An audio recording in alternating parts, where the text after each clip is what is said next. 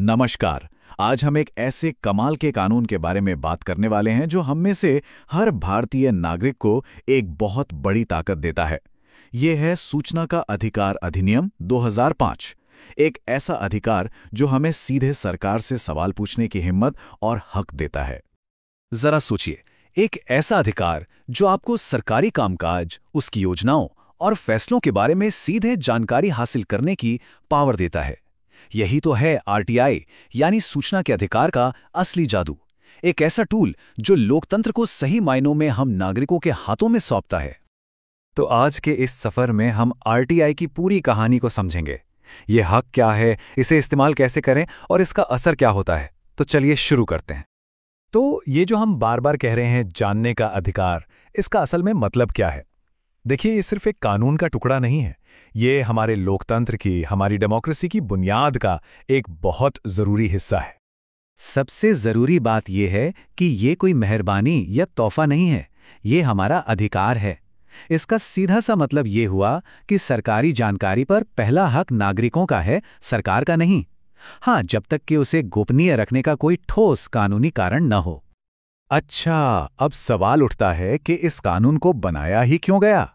इसका सबसे बड़ा मकसद था सरकार के काम में ट्रांसपेरेंसी, यानी पारदर्शिता लाना और उसे जनता के प्रति जवाबदेह बनाना, ताकि भ्रष्टाचार पर लगाम लगे और हमारा लोकतंत्र और भी मजबूत हो। तो चलिए, अब जब हम ये समझ गए हैं कि ये कानून क्या है और क्यों है, तो अब सीधे मुद्दे पर आते हैं कि इसे इस्तेमाल कैसे करना है, यानी अपना हक असल में जताएं कैसे। अच्छी बात यह है कि इस प्रोसेस को बहुत ही आसान रखा गया है। पहला स्टेप ये पता लगाना कि आपकी जानकारी किस सरकारी विभाग के पास मिलेगी। फिर बस एक सादे कागज पर या ऑनलाइन अपनी अर्जी लिखनी है और एक छोटी सी फीस के साथ जमा कर देनी है। इसके लिए कोई भारी भरकम कानूनी भाषा की जरूरत बिल्कुल नहीं है। तो जब आप अपनी अर्जी जमा करते हैं तो वो एक खास अफसर के पास पहुंचती है। चलिए अब समझते हैं कि ये अफसर कौन है और इनकी जिम्मेदारियां क्या-क्या हैं। ये हैं जन सूचना अधिकारी, यानी पब्लिक इंफॉर्मेशन ऑफिसर, जिन्हें हम शॉर्ट में पीआईओ कहते हैं। समझिए कि पीआईओ एक पुल की तरह है, जो एक तरफ हम नागरिक हैं और दूसरी तरफ सरकारी जानकारी। उनका काम ये पक्का करना है कि हमारी अर्जी पर सही तरीके से और समय पर काम हो।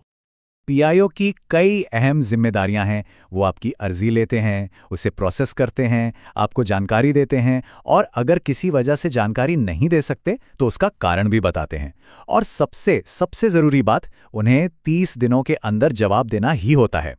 ये टाइम लिमिट सुनिश्चित करती है कि मामले बेवजह लटके ना रहें। अब देखिए, ये कानून बहुत शक्तिशाली है, लेकिन इसकी भी कुछ सीमाएं हैं। ऐसा नहीं है कि आप कुछ भी पूछ सकते हैं। कुछ तरह की जानकारी देने से छूट दी गई है। ये छूटें इसलिए हैं ताकि देश की सुरक्षा या किसी के निजी जिंदगी जैसे जरूरी मुद्दों का भी ध्यान रखा जा सके। जैसे कैबिनेट मीटिंग में क्या बात हुई, इसे गोपनीय रखा जाता है ताकि मंत्री बिना किसी दबाव के खुल के चर्चा कर सकें। हाँ, लेकिन अगर किसी जानकारी को सार्वजनिक करने में बहुत बड़ा जनहित हो तो इन छूटों को भी नजरअंदाज किया जा सकता है। अब मान लीजिए आपको 30 दिन में जवाब नहीं मिला, या जो जवाब मिला उससे आप संतुष्ट नहीं हैं, तो क्या करें? घबराने की कोई बात नहीं है। कानून में अपील करने का एक पूरा रास्ता बनाया गया है। इसमें 2 लेवल हैं। पहली अपील उसी डिपार्टमेंट के किसी सीनियर अफसर से की जाती है। ये एक तरह से घर के अंदर ही मामला सुलझाने जैसा है।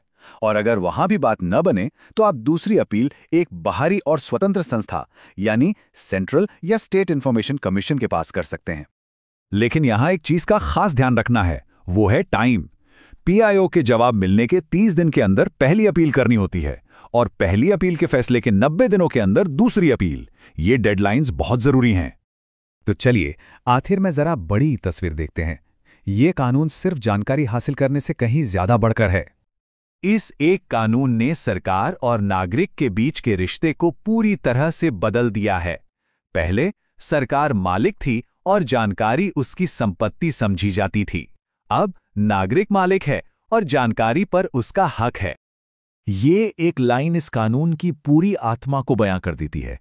ये सच में आम आदमी के हाथ में एक ऐसा औजार है जो उसे शासन में सीधी भागीदारी का मौका देता है।